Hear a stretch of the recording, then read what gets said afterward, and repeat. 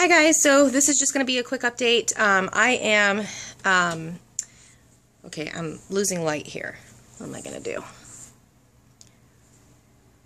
I don't know. I am just like completely in the dark over here all of a sudden. Okay, so basically I had my 39-week checkup today, and this was my very last checkup for the whole pregnancy, and I'm 38 weeks and 5 days because it's Friday. My weeks change over on Sunday. I'm being induced on Monday. So at 39 weeks and 1 day. And I also, yes, I did get my hair completely chopped. I am so happy with it. So much better. My hair was so drab, and it had gotten down like almost to the middle of my back. It was so incredibly ridiculously long, and I had them cut it.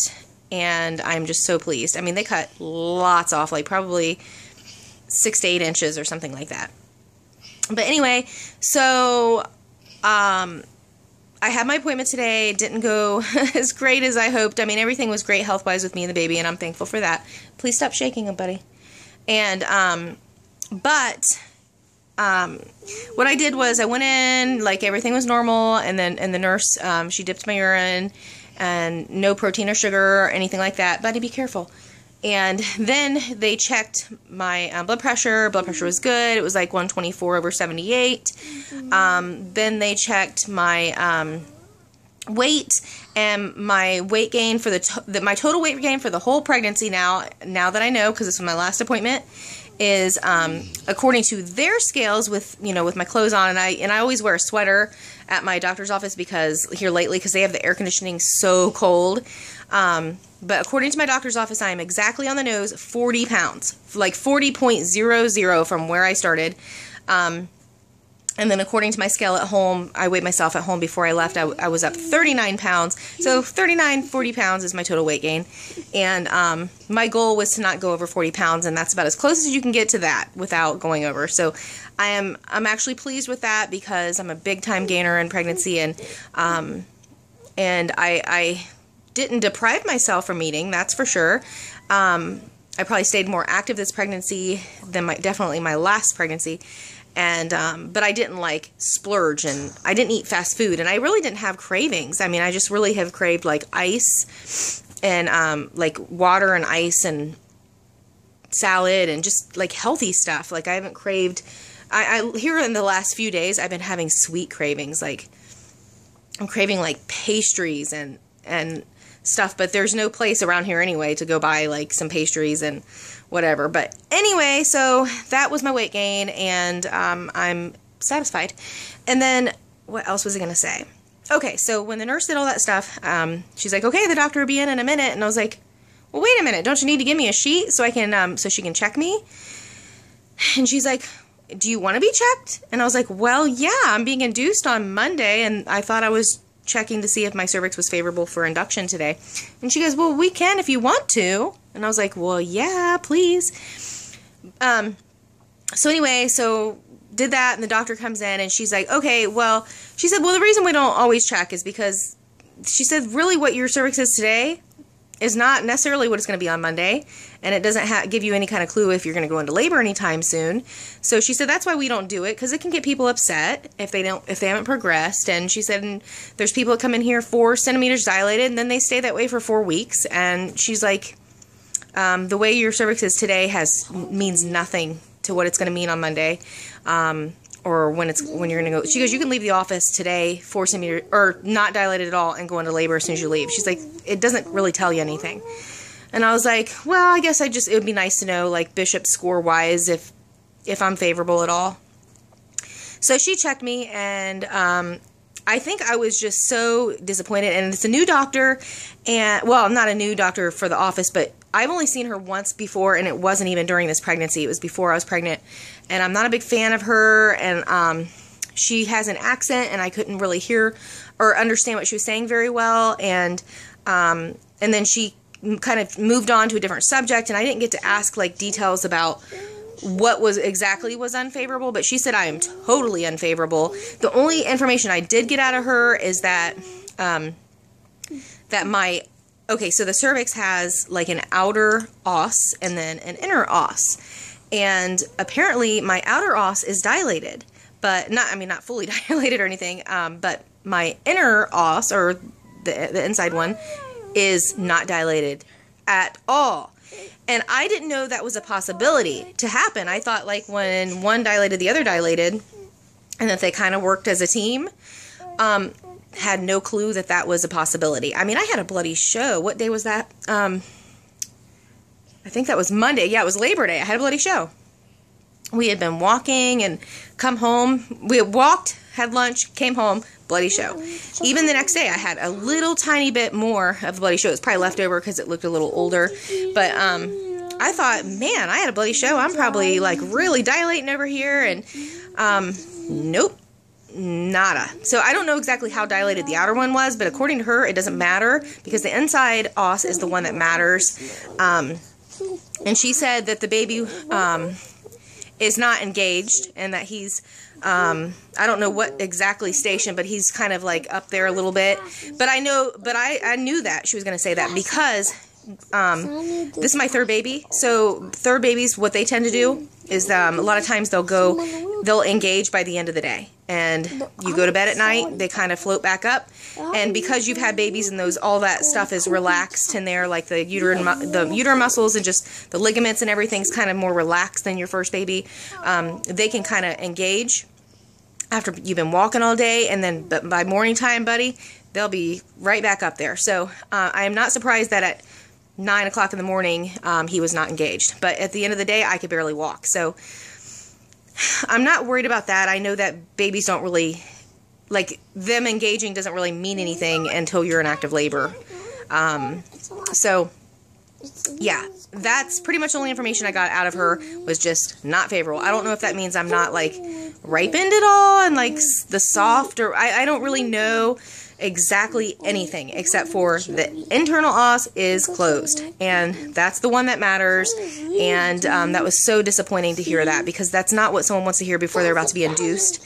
But it's so crazy because this is my third baby. I thought, well, gosh, I'm going to be, really favorable this time, and this is going to be a great induction. And, because my last, even though my water broke and I was in labor with my daughter, my firstborn, which was 8.5 years ago, even though I did technically go into labor on my own and I was having contractions, they did give me Pitocin anyway to speed things up.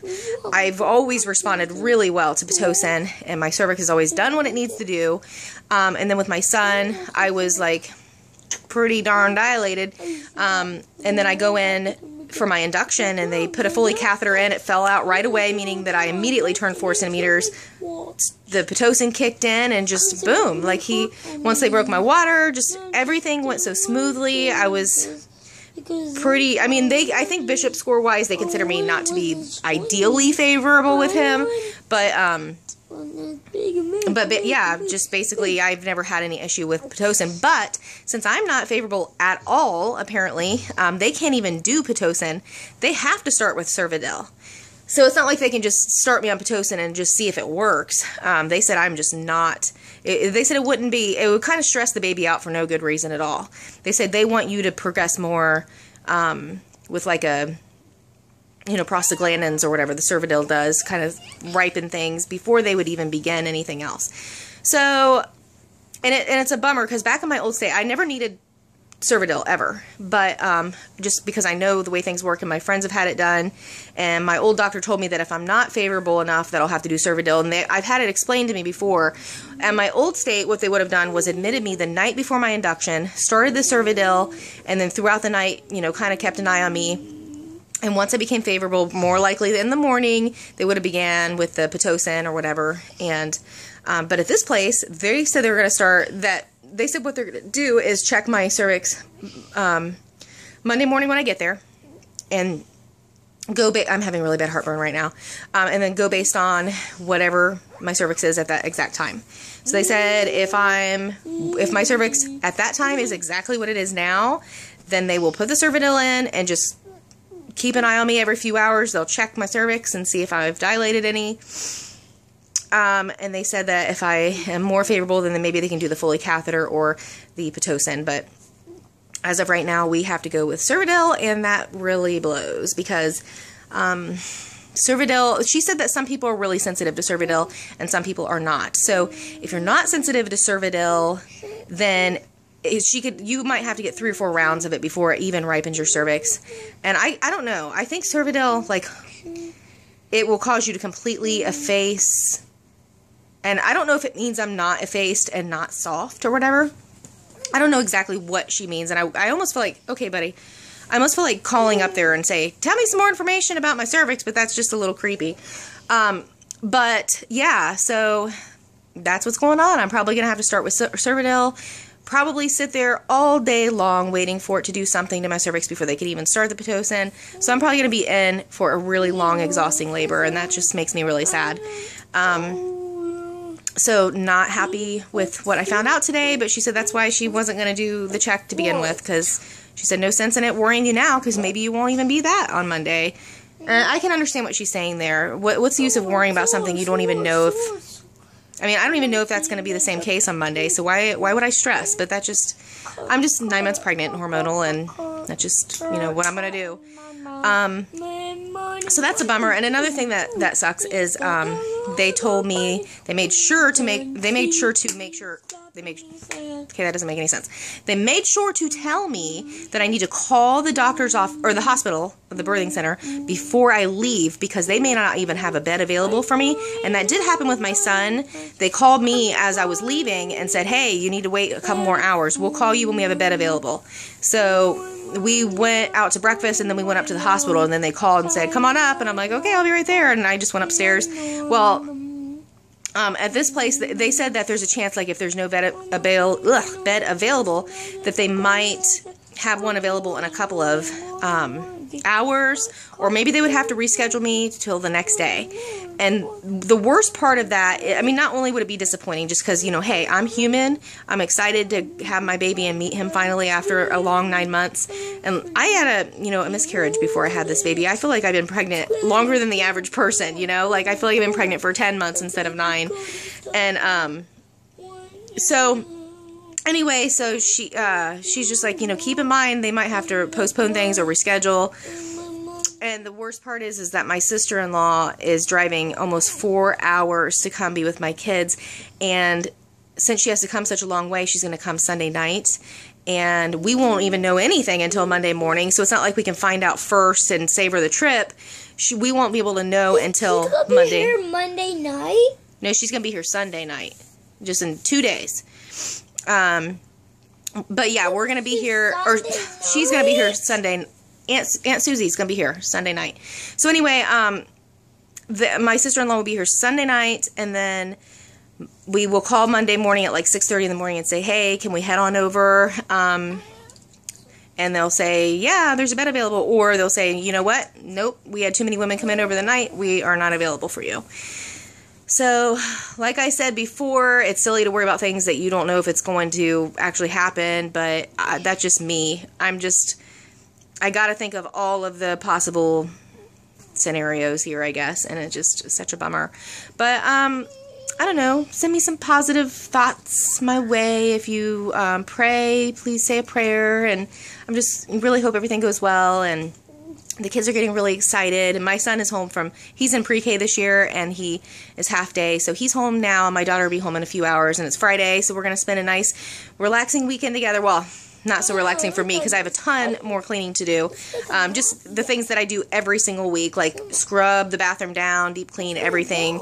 Just have to do all that stuff, and then Sunday, the goal is by Sunday I want to be done with everything and just relax and take it easy, and then that will be it. And if everything goes well, Monday, they said I can have a light breakfast, but it's like, if I'm going to start with Cervidil and possibly go, you know, all day long before I can even start the Pitocin, like, I think I want more than a light breakfast.